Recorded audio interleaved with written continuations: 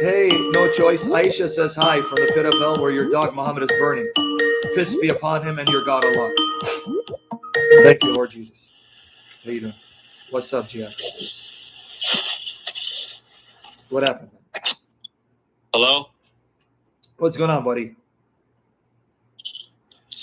Can you hear me or no? Let's get to it. All right. You're excited, more excited than me. So you wanted to talk about Islamic predestination again, right? We never discussed that. No, I'm saying, let me correct myself. I'm sorry, Jihad, that I didn't articulate it more clearly.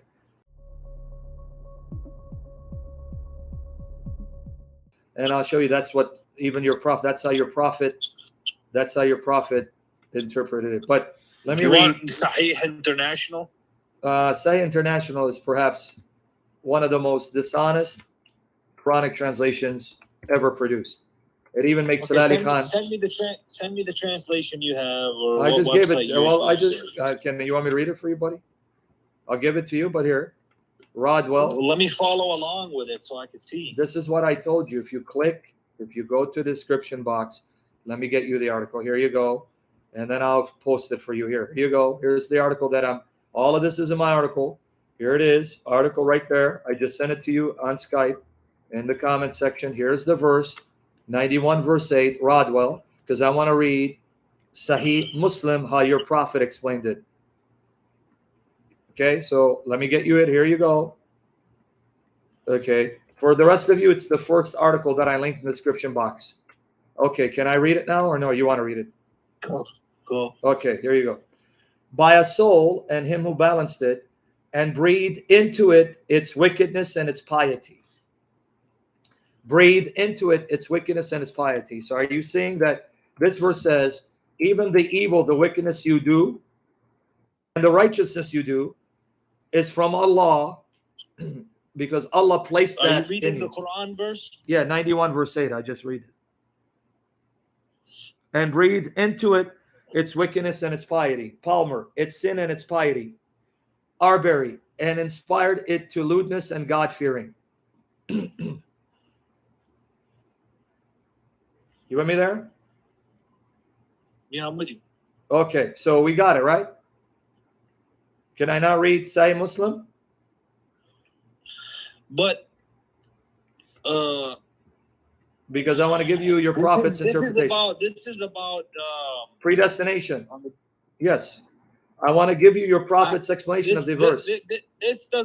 This is not clear that it's about predestination. Jad, if you listen to me for the fourth time, I'm going to give you your prophet's explanation of the verse that says it's predestination. I just said it, but you're not listening, see? I'm going to read Sahih Muslim, book 33, number 6406. How did your prophet explain the ayah? That's what I'm getting at. But let me get you the hadith on sunnah.com. Hold on. Because this article is one of my oldest articles, so the links are defunct. They're outdated. So here you go. Here it is, sunnah.com. You can read it for me if you want. Let me get it for you.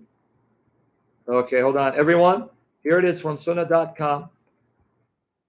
Okay, here you go. This is for you. Open it up and read it for me, okay? You read it for me.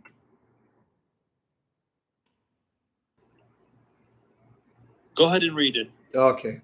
Okay, I'm going to read it, guys. I gave you the link. Abu al-Aswad. What? You want me to read it? I cannot read it. I can't hear you. Read. Okay.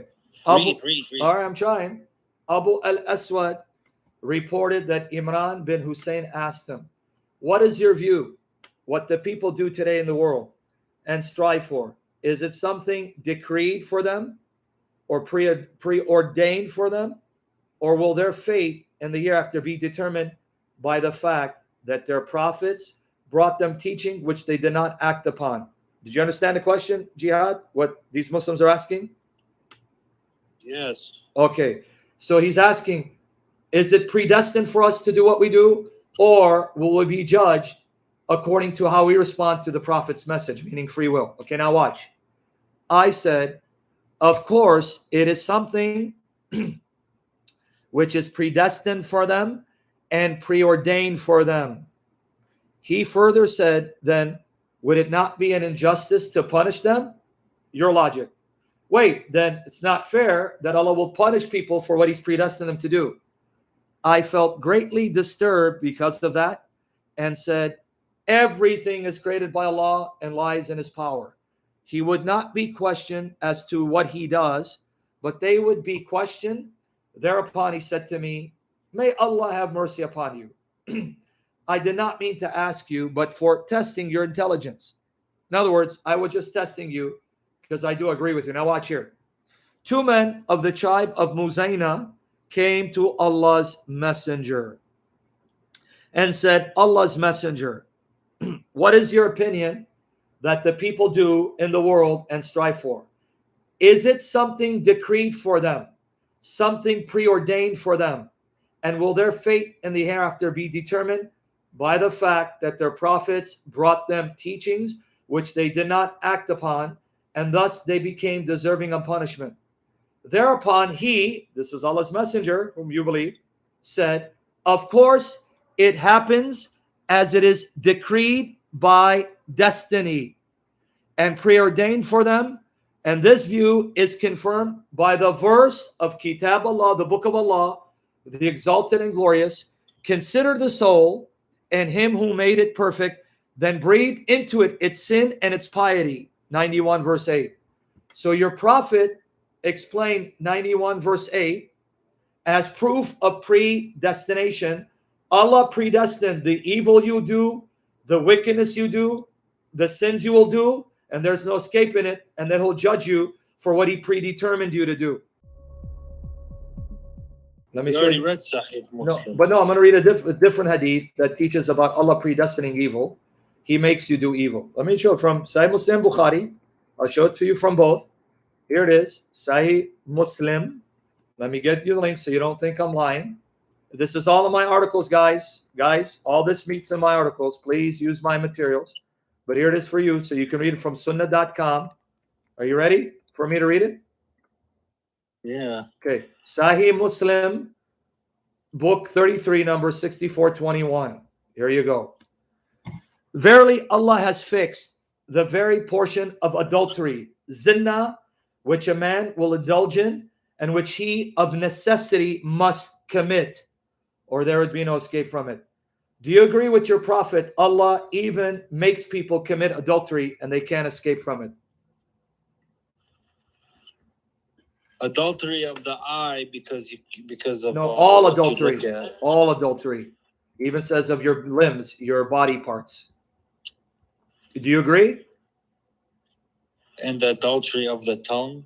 And the adultery of your body if you do it. But here, in this one, he simply says, may not put into effect. This one, he simply says, adultery, period. All of it, that you must commit. Do you agree that Allah makes you lust for married women and think of married women? And then, if you then have sex with her, it's because Allah decreed you it? Do you agree? In this case, you see,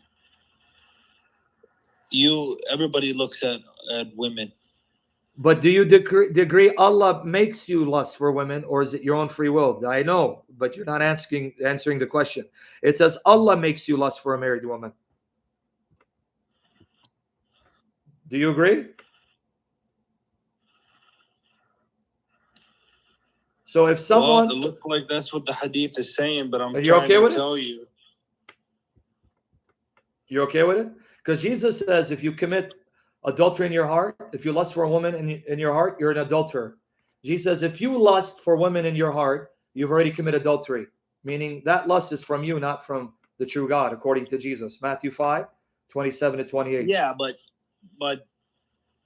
but God made women to be, attractive to men. Yeah, that's one thing that women are attractive. It's another thing for Allah to then make you lust for a married woman. You mean there aren't plenty of single women for you to lust? You got to lust for a married woman? That's what Allah said. That's what Allah makes you do.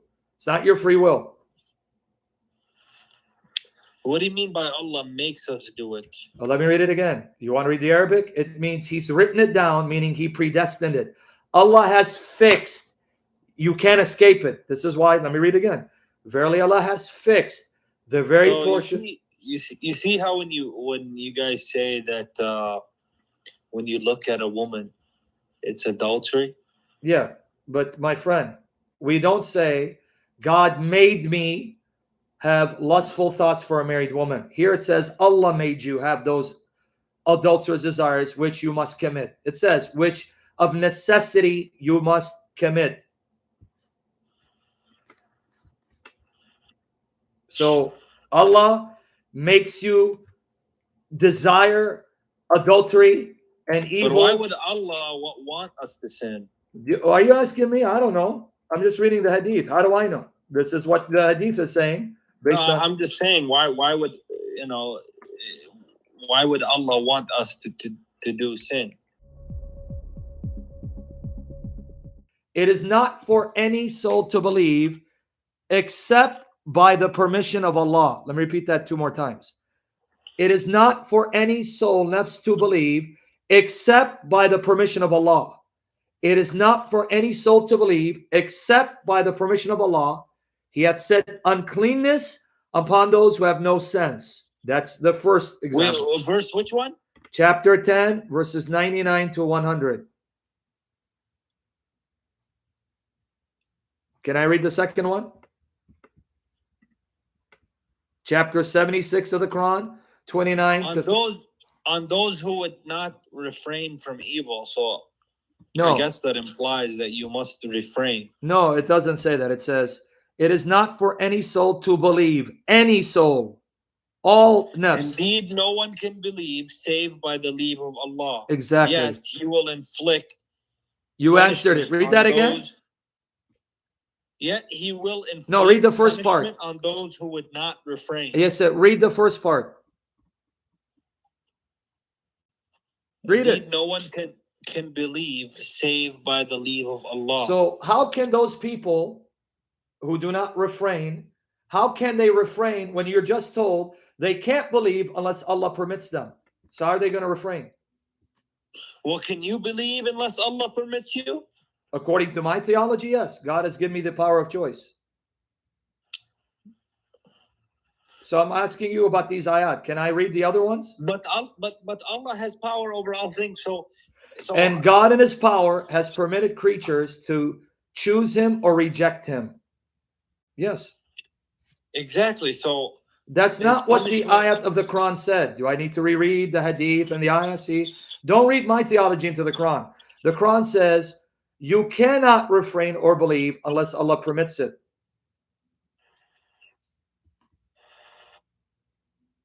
Okay, can I read the other ayat before you give me? Can I read the other ayat? Okay, can I read the other ayat, Jihad? Before you preach, let me read the other 2 ayat. Then you give me your commentary, even though you're not a prophet. 76, 29 to 31. 76 of the Quran, 29 to 31. Okay, let me read it. Okay, here you go. Verily, this is an admonition. So whoever wills. 76 what? 29 to 31. Astaghfirullah. Do you want me to read or are you going to read? You're going too fast. I repeated the ayat 3 times already. 76. 29 to 31. 29. Yallah. Okay. Listen carefully. Verily, this is an admonition. So whoever will, see, you think free will. See, if you choose, let him take a path to his Lord. But you cannot will unless Allah wills. Verily, Allah is ever all-knowing, all-wise. He will admit to His mercy whom He will. You should wish no other way except as Allah wishes. And then what does it say? It is up to Allah's wish whether He admits you into His mercy. So you can't wish to turn unless Allah wishes it for you. He admits to His mercy those who wish for it? No, that's not what it says. It says He will admit to His mercy whom He will. That's a butchering of the Arabic. Shame on that Quran. يدخل من يشاء في رحمتي ويذلني عذابهم. Yeah, in the Arabic it sounds different. You got it. So be careful these Muslims who distort the Quran. So you cannot wish to turn to Allah unless Allah wishes it for you, and Allah wishes whomever He wants to enter His mercy. It's not up to you. So now, why are you then upset with me if I remain? يدخل من يشاء في رحمتي. Yeah, that's up to Allah, right? So why then get upset with unbelievers when it's not up to us? It's up to Allah whether we believe or not. Now, can I read the third one before you comment? 81, 28 to 29. Chapter 81, 28 to 29. To whomever among you who wills, 81, 81, Which one? 28 to 29. Surah 81, chapter 81, 28, 29. Whomever among you wills to walk straight, but you will not unless it be that Allah wills, the Lord of the worlds. So I cannot desire to walk straight if Allah doesn't will it for me. Right? You can't blame me. Allah predestined it, right? Here it is. Bring the hadith itself. Here it is. So if I play games and I make fun of you, insult Muhammad, Allah predestined me to do it. I can't stop it. You can't stop me. No one can stop Allah. Here it is. Here's the link. Let me read it now. Can I read it? Go ahead. All right. Here you go. Ali reported, we were in a funeral in the graveyard of Qarqad, that Allah's messenger came to us and we sat around him. He had a stick with him.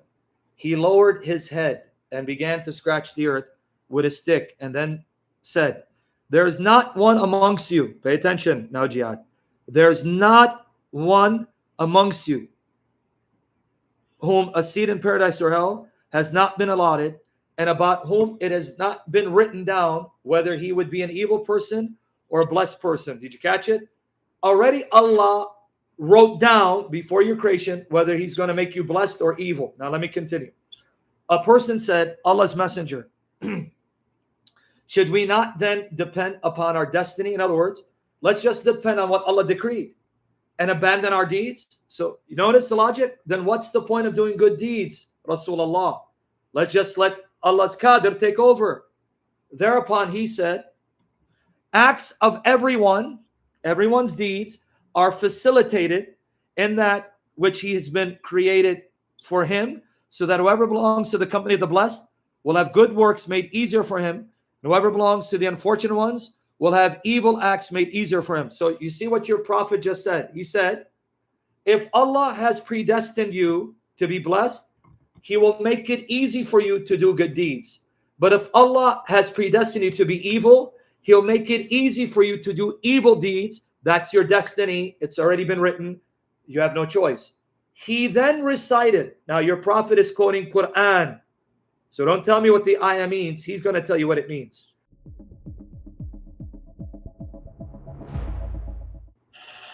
I just gave it to you. Let me read this one. Now explain this to me. Okay, and there's a couple more. Sahih Muslim, number 6436. Aisha, the mother of the believers, said that Allah's messenger was called to lead the funeral prayer of a child of the Ansar. I said, Allah's messenger, there is happiness for this child who's a bird from the birds of paradise, for it committed no sin, nor has he reached the age when one can commit sin. Now, do you understand what Aisha said? Pay attention, Jihad, to her words. Yeah. Look, Allah's messenger, this child died innocent. Of course, he's going to be a bird in Jannah. And I'll come back to that bird statement. He said, Aisha, perhaps, peradventure means perhaps. It may be otherwise. What do you mean may be otherwise? God created for paradise those who are fit for it while they were yet in their father's loins, and created for hell those who are to go to hell. He created them for hell while they're yet in their father's loins. There you go. Your prophet just said, in your father's back, before you were emitted as semen, Allah already chose you, that semen, that seed that's going to fertilize that egg, you're going to hell. You, your father's seed here, that was going to fertilize that egg, you're going to paradise even before you were created. That's what your prophet just said. Okay. Do you accept that? Okay. Yeah, I accept that. Oh, so then that means, why are you trying to convert me? How do you know Allah hasn't predestined me to go to hell? And how do you know Allah hasn't predestined me to fight Islam? That's why I exist.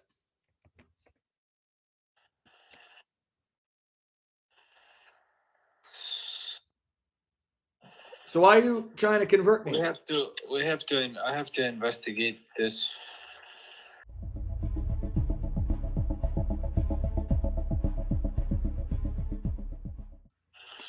Well, the logic is that the idea is that the good deeds are going to outweigh the bad, or So- you're going to do more good deeds than you do bad, or you should strive to do more good than bad. And how does that undo the And that's kind of bad like you've your done? account. Okay, let's go with this. Okay, I've actually fed more people than houses that I've robbed. I've only robbed 10 houses, but I fed 1,000 people. How does me feeding 1,000 people undo the damage of breaking into people's homes and robbing their merchandise? How does that undo that? How does one undo the other? So I've carjacked. Well, I've if only- you have stopped it, you have done it, and you have Okay. stopped. And then Okay, you I stopped repented, it. not repeated Okay. it. Oh, well, let me go with you. Okay, I already broke into 10 homes and I stole 20 cars and I stopped. But I still broke into 10 homes and stole 20 cars. I already did the damage. I already did the crime. Now, who pays for that? I stopped, but I still did it. Who pays for that?